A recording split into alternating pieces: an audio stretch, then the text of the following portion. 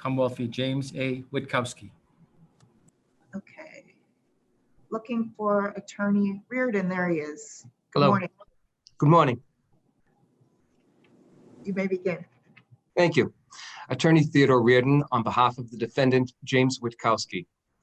This case presents several issues, starting with the jury's question about what inferences it can make from the lack of evidence. The judge instructed that they could make reasonable inferences, but not any inference about the defendant's failure to testify. The due process clause in the presumption of innocence requires more. It requires an additional instruction that they may not draw any inferences from the defendant's not putting on witnesses or other evidence. Now, the other.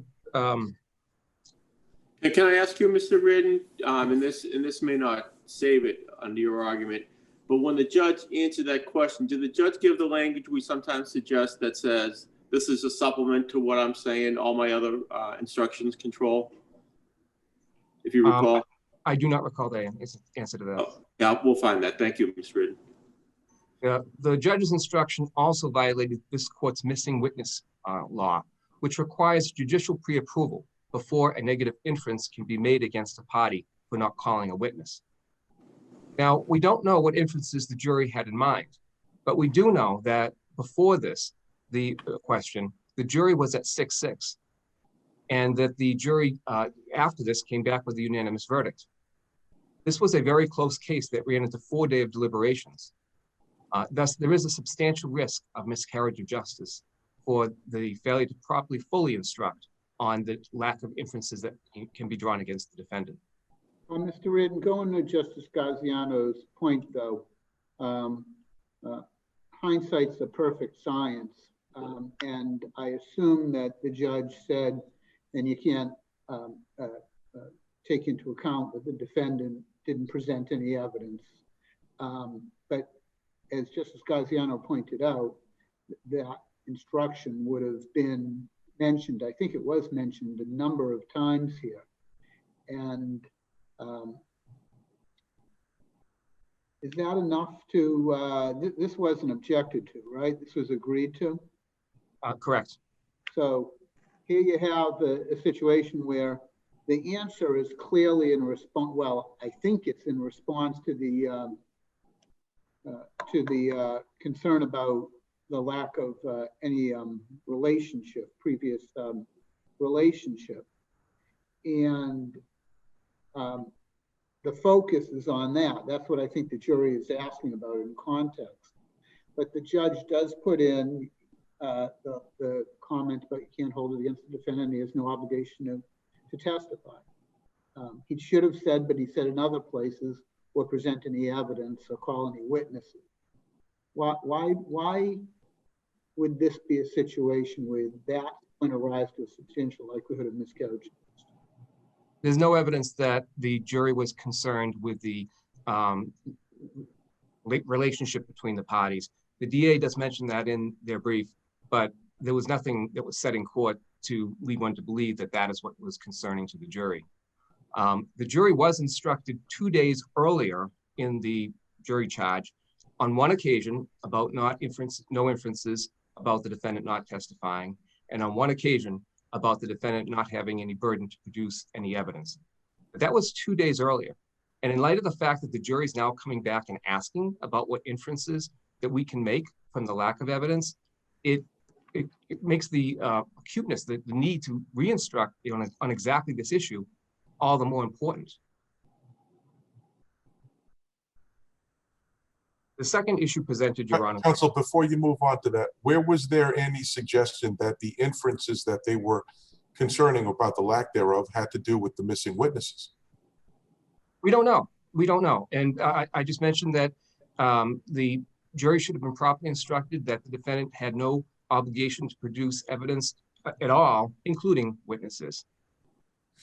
I get what you mean by that, but you seem to just kind of brush aside the fact that the point of the inferences or the lack of the question had to do with the lack of relationship between the parties. And you just, in response to Justice Lowy, said, well, there's no indication that that was what their concern was. But where is the concern that it was that he said these folks might corroborate his side of events or be helpful to him, and therefore they were concerned about the missing witnesses inferences? Where is there any support for that? You seem to brush aside one particular concern and embrace another, and I'm just wondering why that is.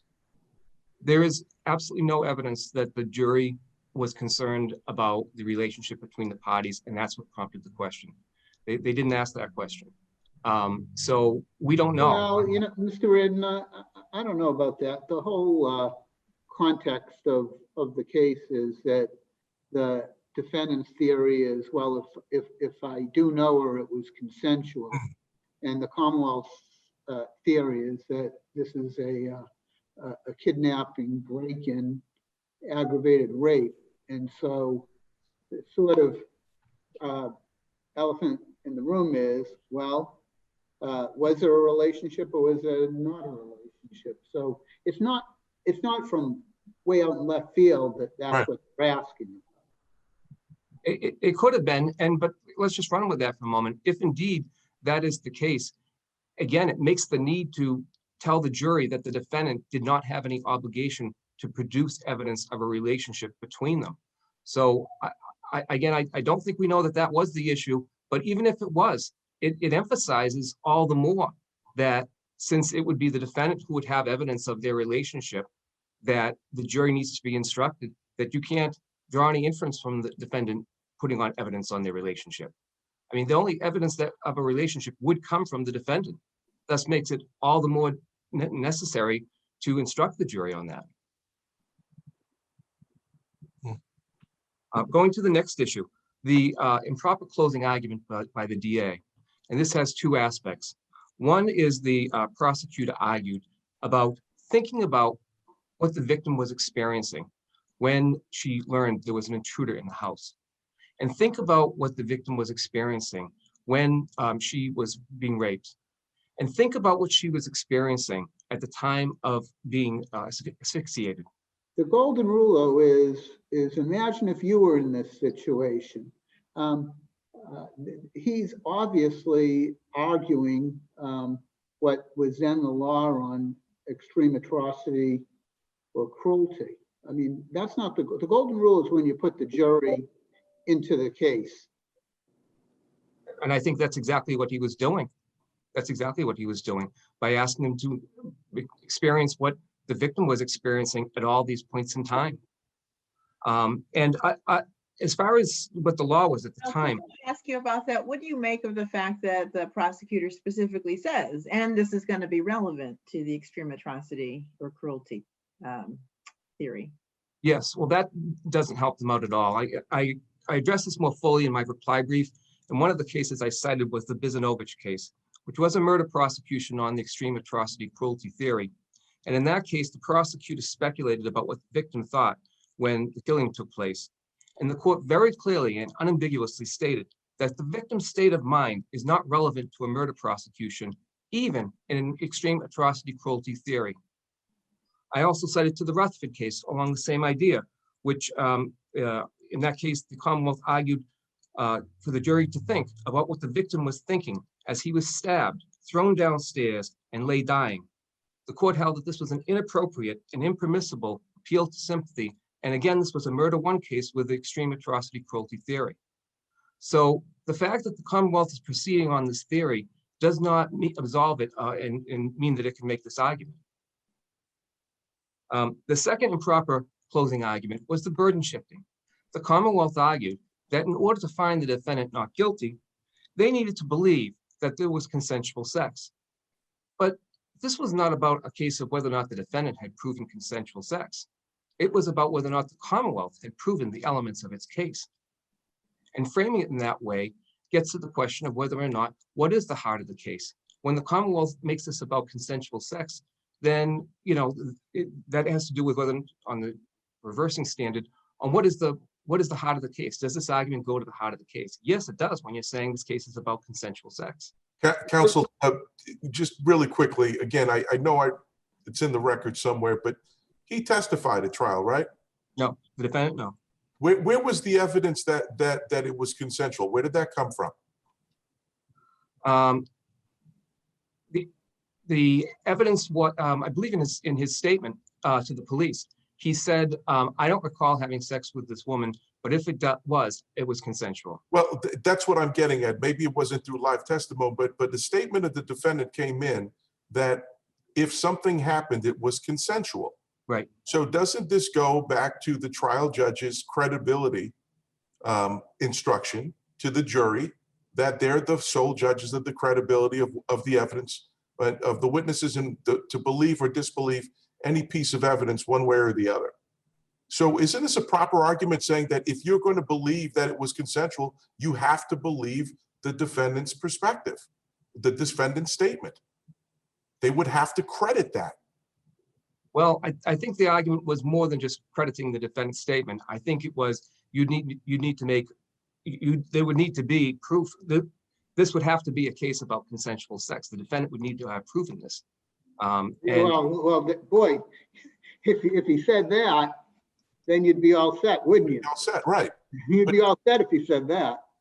Well, when he said you'd need to believe that this was consensual sex. Right. Isn't that exactly what they would have to find? That they would have to believe that statement, that part of that statement, that if something happened, and that's what the jury found, that was consensual. They would have to believe that. They would have to, that's the same thing as saying the defendant would need to go and prove consensual sex. And that's rephrasing it from the Commonwealth's burden of proving all the elements of his case to saying, has the defendant proven that this was consensual sex? Okay. Wasn't this responding? I know that you've got a couple more issues, so I'll be real quick. Wasn't this responding to the defendant's closing? I mean, the defendant's theory was that if there was any relationship here, anything going on, it was consensual. But that doesn't mean that the Commonwealth can then say that the defendant has to prove consensual sex. Oh, no, the prosecutor can't say that. And well, by saying you need to find that there was consensual sex, that's telling the jury that the defendant would need to prove consensual sex. The third issue is whether or not, is that a required finding not guilty should enter on the issue of whether or not the rape and the murder were one continuous event. There's a 31-hour time period here, from 12:30 to 1:30 on Saturday afternoon till 8 p.m. on Sunday evening. Counsel, is that really the proper endpoint? Because I thought there was some testimony that there was a call that was placed and no answering machine picked up. So don't we have a smaller window? No, because if that's on Sunday afternoon, but it's entirely possible that the murder took place on Saturday afternoon. That's why the call wasn't answered on Sunday, but the rape occurred on Sunday. If the murder occurred before the rape, then But the murder, I thought your challenge was sufficiency of the evidence. my challenge is that in order to prove murder one on a felony murder theory, they need to prove that the rape occurred at the same time as the murder. And my argument is that there's a 31-hour period where all of the events could have taken place, supplemented with the fact that there was evidence the perpetrator was in the house for an extended period of time. There was evidence that food was strewn around the house, that there was an open soda bottle, that there were drinking glasses about, that there was a beer. You know that it doesn't have to be at the same time though, right? The one continuous event cases don't require the same time. Matter of fact, it can be at a certain point in time, even before or after the murder. It has to be somewhat in the same time period. It can't be extended by a day. Continuous event. It has to be one continuous event. Yes. That doesn't have to be right at the same time, I guess, is what I'm saying. Well, I think if it could have been as much as, again, 31-hour difference, I think that would be a stretch for the Commonwealth to argue that the homicide on Saturday and 24 or more hours later, there was a rape of a corpse, that's one. Well, event. is there any evidence to be, is there any Go ahead. inference from the fact that she's found bound and that she is on her stomach and that there's no semen that's moved anywhere as to Well, murder? That's completely consistent with the murder having happened on Saturday. The body remained unmoved, and then the rape occurred on Sunday. Mr. Reardon, we're in a light most favorable standard, correct? Yes. Good. And there was no evidence that this was one continuous event.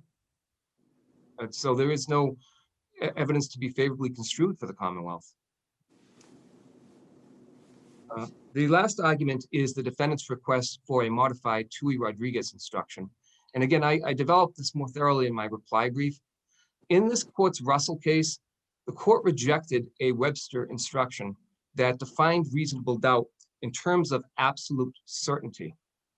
And that's the problem with the Tui Rodriguez charge, is that it too defines it in terms of absolute certainty. And thus, defense counsel in this case requested that the Tui Rodriguez charge be modified consistent with this court's modification of the Webster charge to further define moral certainty. But even if you gave traditional Webster, it's not an error, right? What we modified it, but we have lots of cases where there's been traditional Webster, modified Webster, and then the new standard. It's not legal error. And I get what you're saying is we need to update our Tui Rodriguez to make it conform to our beyond a reasonable doubt jurisprudence, correct? Right. But I don't know if I agree with you that it's error to do it that way. But I appreciate flagging that issue. Thank you. Well, it's on the preserved error standard of review. It's important to note that the judge expressed on the record that he didn't believe he had discretion to modify it, and I think this court is pretty consistent that it's said that any model instruction can be modified by a judge. I think you might not like them to modify them, but they can do it. But isn't the modification? I counted myself as a coward in that regard. It's tough to change model instruction. Yeah, well, we've all been there for sure. But in this particular instance, didn't the change modify moral certainty? And moral certainty actually doesn't appear in Tui Rodriguez? Yes. Well, it expounds, but that's the point, though, is that the Tui Rodriguez talks in terms of absolute certainty, which makes it all the more important that it be defined in terms of moral certainty. Well, so what I'm saying is the moral certainty phrase was never part of Tui Rodriguez, and moral certainty was the modification Russell was as to moral certainty. Yes, but the court also was dealing with the more absolute certainty language in the instruction in Russell. And instead of the court trying to work with the instruction that was in Russell, the court dumped it and said, no, we're not going to even, fool around with this. We're going to go and modify the Webster instruction.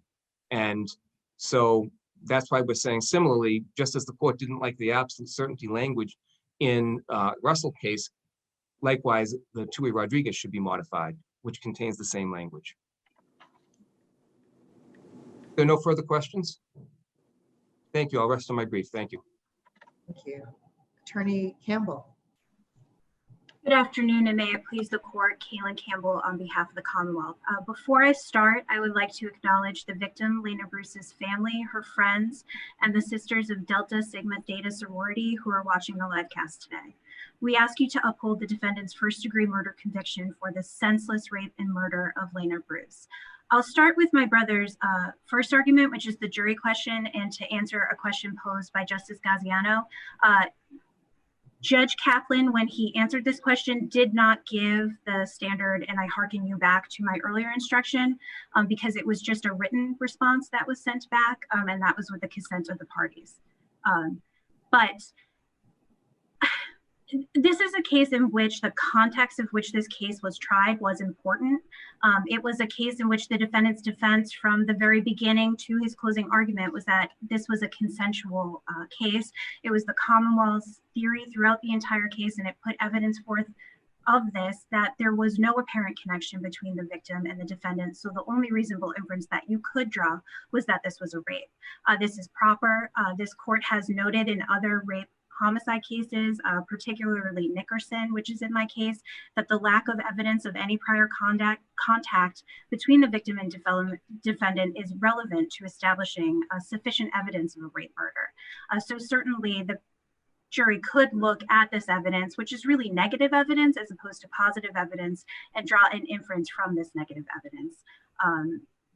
Either way, the defendant agreed with this question being sent back to the jury, and has not shown that it is improper legally to have answered the question in this way. I don't expect you to know this off the top of your head, but I imagine that Judge Kaplan in his pre-charge and in other points mentioned that the defendant has no obligation to testify or present any evidence on his own behalf or to call witnesses. Absolutely. He definitely did in the final instruction. He gave a lengthy preliminary instruction, and I don't have a specific note, but I know it's over 25 pages, and having been there, it was a very extensive, lengthy pre-charge that he gave. I also think there's error in the articulation that my brother poses to this court, because this is a case in which the defendant did present two witnesses. So to say that, to make a comment on the defendant not presenting evidence would simply be inaccurate on how the defense counsel tried the case. I think what's important here is that they were reminded that the defendant had no obligation to testify, which really would be the only source of this evidence coming forward to the jury. I also think it's important that the defendant's statement was played to the jury, so they did have the defendant's version of events before them to consider and credit. As to the missing witness instruction, it's not clear who those missing witnesses would be. It's not as if he had an alibi witness that he pointed to that wasn't there. There is no indication as to who these missing witnesses would be. So in totality, there is nothing in the record to conclude that this answer to a jury question was an error.